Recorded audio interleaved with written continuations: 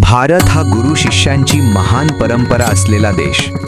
अशाच एका महान गुरु शिष्यांच्या जोडीतील एका सर्वश्रेष्ठ शिष्याच्या जन्माची कहाणी, प्रभू श्री रामचंद्रांच्या परम भक्ताच्या जन्माची कहाणी, सर्वश्रेष्ठ भक्त प्रभू हनुमंतांच्या जन्माची कहाणी, हनुमान जयंतीची कहाणी.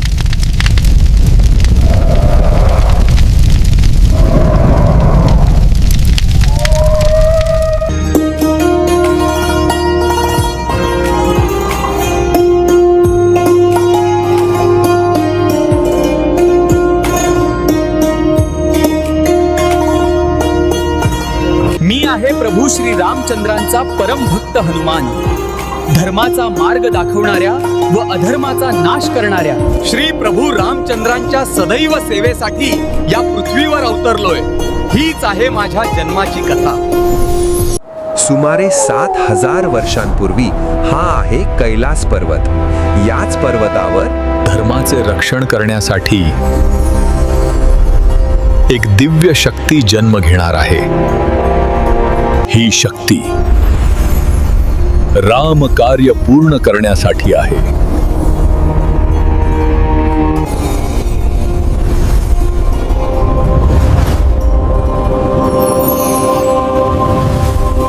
प्रभू श्रीरामांच्या महान कार्यासाठी या ईश्वरीय ऊर्जेने रूप धारण केले पाहिजे. हे दिव्य तेज योग्य ठिकाणी पोहोचले पाहिजे. ही शक्ती जगाचा भविष्य बदलणार आहे.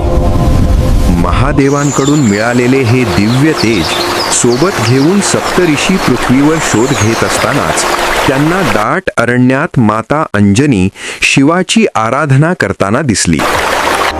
हे प्रभू, मला असा पुत्र द्या जो धर्मासाठी कार्य करेल. महादेवांकडून मिळालेले हे दिव्य तेज सप्तऋषींनी शिवाची आराधना करणाऱ्या माता अंजनीच्या कानात ओतले. हे गौतम कन्या अंजनी, हा सर्वोच्च आशीर्वाद स्वीकार कर.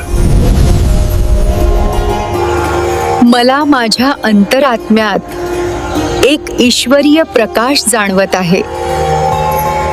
वानरराज, लवकरच आपणास पुत्ररत्न प्राप्त होणार आहे. हे तर खूपच सुखद आहे. शिवाचा अंश जन्माला आला आहे.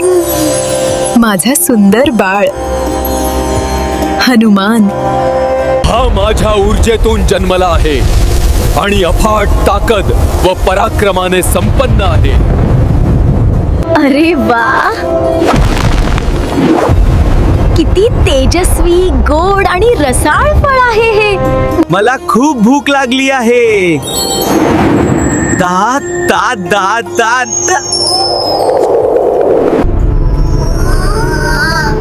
हे सामर्थ्यवान बाळा, कृपया सूर्याला सोडून दे. ठीक आहे. तू साक्षात भगवान शिवाचा महान अवतार आहेस हे जाणून आम्ही तुला अनंत वरदान आणि शक्ती प्रदान करत आहोत. हा केवळ हनुमंतांचा जन्म नव्हता, तर धर्म, सत्य व न्यायाचे रक्षण करणाऱ्या एका परम भक्ताचा जन्म होता. पवनपुत्र हनुमान की जय. आपणा सर्वांना हनुमान जयंतीच्या हार्दिक शुभेच्छा.